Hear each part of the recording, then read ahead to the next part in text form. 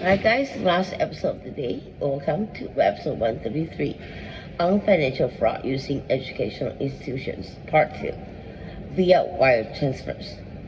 Alright, wire transfer fraud involving educational institutions is a very common form of financial crime, even though the public is unaware of it most of the time.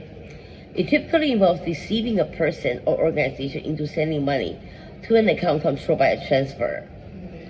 By fraudster, sorry.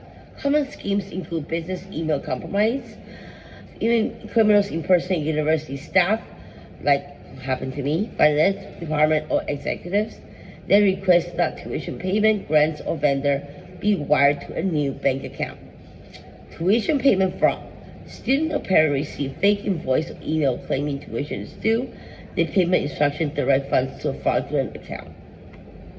Scholarship or financial aid scam. Victims are held by of what they receive a scholarship or grant, but must first pay a fee by wire transfer.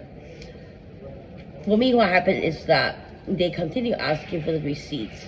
However, because of fraud, my Amazon account was closed down. I wasn't able to obtain the original receipts again.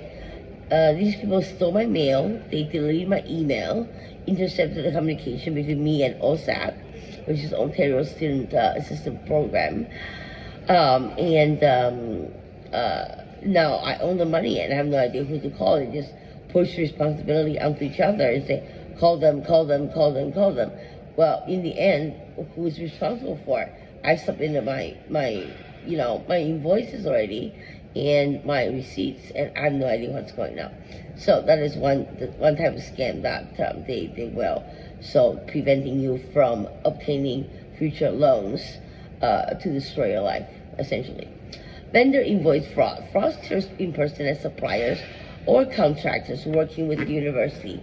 Ooh, I gotta watch out for that because there are people calling me right now. I request payment to a different bank account. International student scam. I'm not quite so sure about this, but not knowledgeable. Enough. International students are targeted with fake admission letters or housing requests require wire transfer before arrival, and that would be tied to a lot in terms of illegal immigration, forged illegal immigration ID, like what they used my Taiwanese passport for, as well as other type of crime that could happen.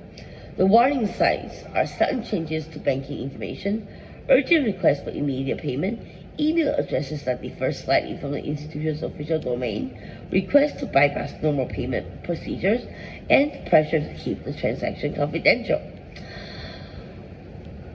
So, prevention. Verify wire transfer using a trusted phone number obtained independently. In the very beginning, when I started with Harvard Medical School, because it's managed by Emeritus, which also manages MIT as well, in which I attended for AI, and I wasn't so sure who I was talking to, or because it's a third-party vendor, even though it's Harvard, right? I guess the financial institution is just too busy and they have to outsource it. So I wasn't really sure until I talked to one particular contact person, and that person only, and was able to resolve most of the issues between the difference between the United States and U.S. institutions and this and that, and also funding and all that.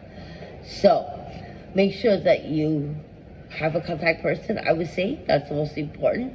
Make sure you can trust them, and make sure to raise any red flags that you have with the actual school as well. For example, it's Emeritus that's managing MIT and Harvard, but maybe bring it up to Harvard, and maybe they can do something if you really suspect that this is the issue. So this is just an example. Confirm any changes to the bank account information through multiple channels. Use multi-factor authentication for institutional email accounts. Train the staff and students to recognize phishing attempts. Well, that won't work because if they want to get it, they will get it. It doesn't matter what. Hackers and criminals and anyone. If you want to do something, you'll get it. That's how it is. Encourage payment through official university payment portal whenever possible. So if fraud has already occurred, contact your bank immediately. I've done this before, or before. Notify the educational institution, finance office, report the incident to your local police service. Useless in Canada, report the Canadian Anti-Fraud Center, which only do census and statistics in consolidation and research, and doesn't really do it doesn't do active investigation at all. Preserve email, wire confirmation, invoices, or communication as evidence. Watch out if you're doing this online or taking a digital photo of it or whatever, because if these hackers are doing something, they're easily able to mirror your phone, and they're very easily to emulate even your phone, like what they did to me or what they're doing to me, and they know all my password even though I change it all the time. So wire transfer often difficult to reverse once funds has been received and withdrawn.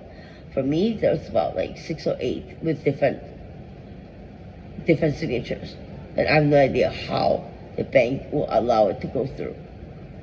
And I am dumbfounded in a way, I think that's the right word, that the financial institution ceased to do any banking relation with me because I'm a high risk client, and I just started with RBC like 2 years ago. So report it to the fraud as quickly as possible. Significantly improves the chances of recovering the money. Not necessarily, I would say, but give it a try. Take care.